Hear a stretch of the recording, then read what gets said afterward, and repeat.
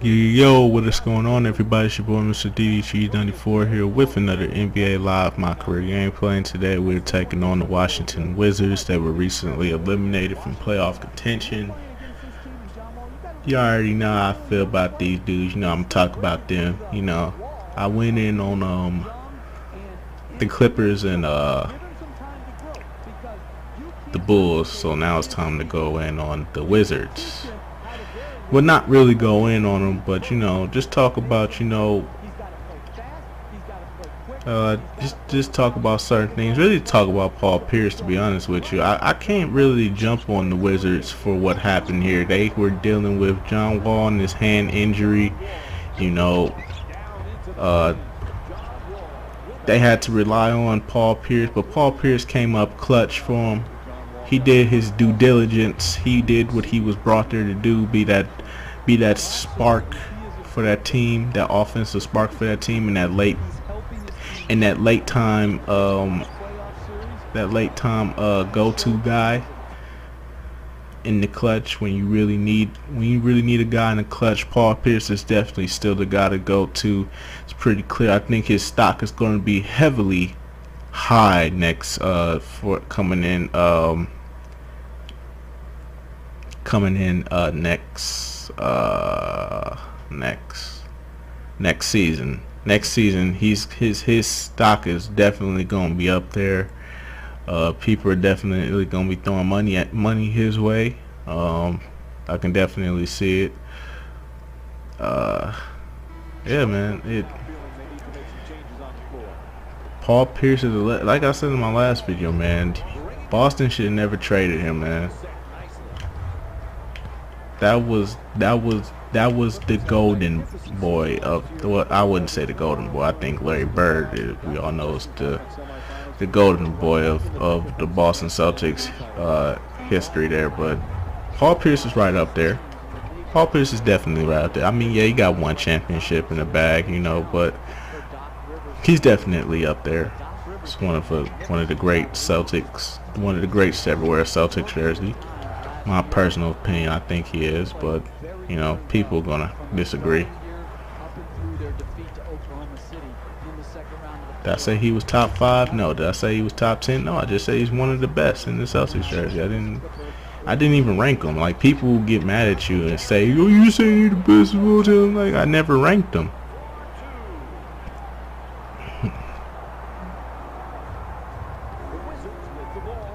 So, I mean, Paul Pierce, man, that dude is just clutch, man. It's sad that he didn't get that shot off in time. That definitely would have did some wonders for them, because that would have tied the game and it would have sent it in overtime, and it would have had a better chance of making of being alive right now. And they probably would have even had a game tonight if things would have went their way. But sadly, Paul Pierce didn't get it off in time. Therefore, the Hawks call series. If you don't get that reference, you clearly didn't watch that series or didn't even care. It's like, did you call bank? I call game. And I think they said in game 5, I believe, when they were in Atlanta, he hit that corner three, and I think some people say he called series, and then Al Horford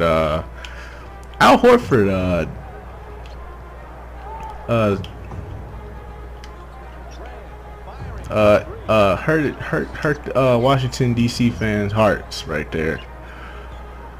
And so did the refs and so did instant replay. I never thought instant replay would hurt people's feelings, but apparently it did. Instant replay hurt a lot of people's hearts in DC. I will say that. Instant replay, man. It's like, man, we don't even need instant replay, man. They should just let that go. I know, DC fans. I know.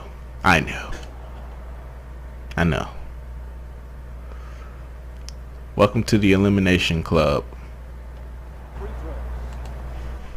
All right. So, yeah, like I said, man, I'm not really gonna get mad at the Hawks for losing the series because John Wall was out with the hand, with the fractured hand and all that. He came back. He played with all his might too. I mean, they really did need him, but they just ran into a better team, and I wasn't shocked that they lost. I was actually rooting for them to win. I wanted to really see the Washington Wizards because I've always said, I've been saying for the longest that the Washington Wizards are going to be a team to watch out for, you know. And I thought this was really their year because they picked up Paul Pierce. He was just coming up big time for these guys, but they really needed John Wall in this series. They needed a healthy John Wall. They needed him throughout the whole series. As I get that block, did you see that block though? Did you see that block though when I went up on Paul Pierce and blocked it?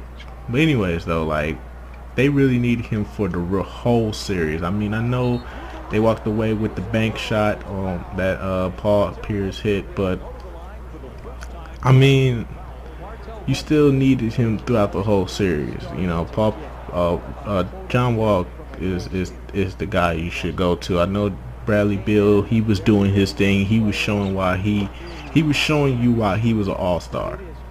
You know what I'm saying? Like, he's showing you why he's an all-star caliber player and why he should be somebody you should really look out for in the future. You know what I'm saying? Like, I've always been saying that the future is bright. I'm looking into the future. I'm tired of looking into the now. The now is Kevin Durant, LeBron, Kobe, you know, Anthony Davis in the talks and all that. But I'm focused on the future, man. And the future is bright, man, for the NBA going forward.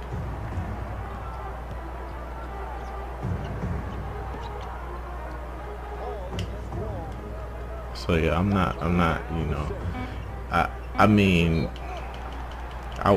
like, I'm not mad that they lost. I was rooting for them. I'm not mad that they lost. I think that they put up one hell of a fight against a good team, a well-coached team. I'm not saying that Randy Whitman didn't coach his team right.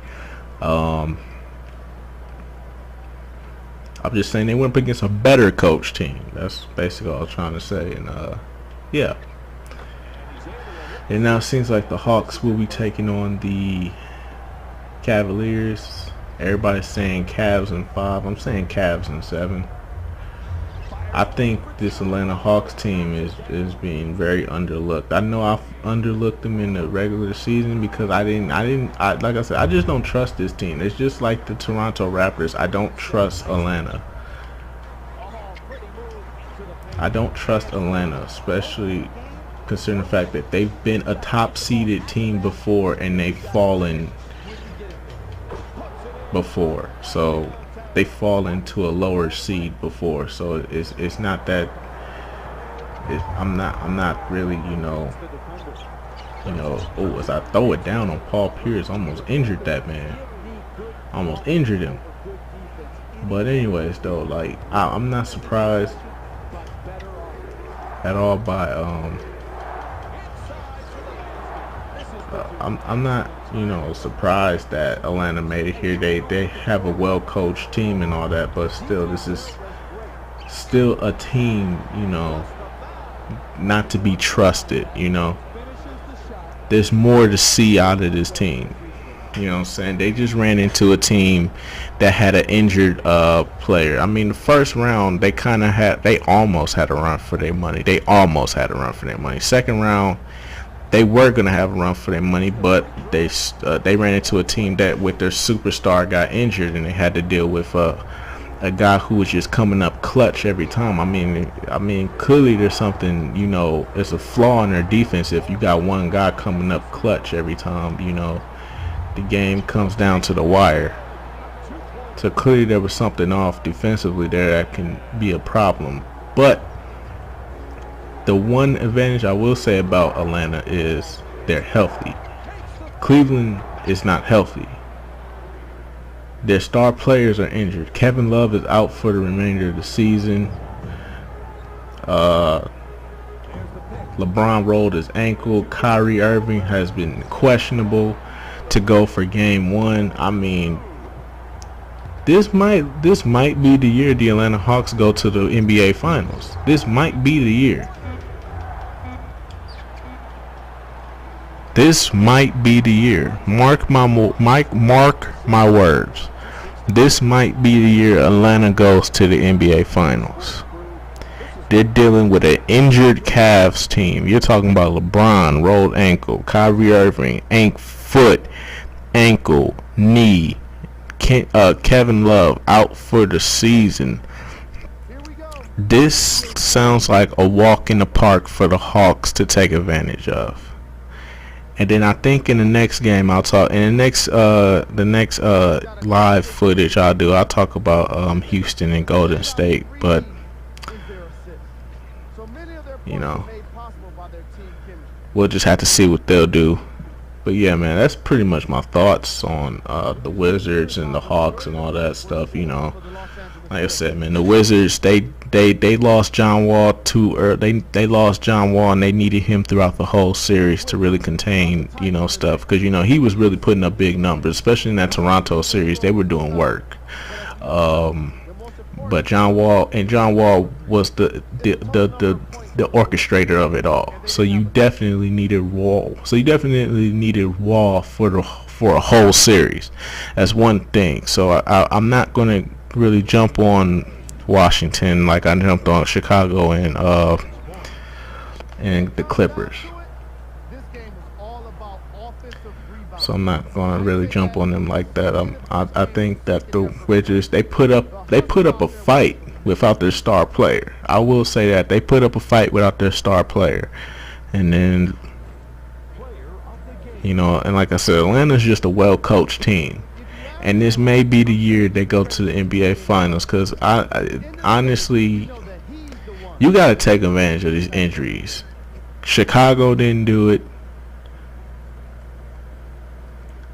So can the Atlanta Hawks do it? Can the Atlanta Hawks take advantage of the injuries that the Cavaliers have right now? Can they take advantage of that? Can they do it? Can they pull it off? Can they send LeBron James home early? I mean, LeBron James hasn't been eliminated by an Eastern Conference team since the last time he was in a Cavaliers jersey. So is this his year? Is this the year where LeBron looks mortal again? Or is LeBron going back to the NBA Finals? Because everybody's saying the Cavs in 5, Cavs in 4. All you idiots out there saying that, you need to really sit back and think about the circumstances that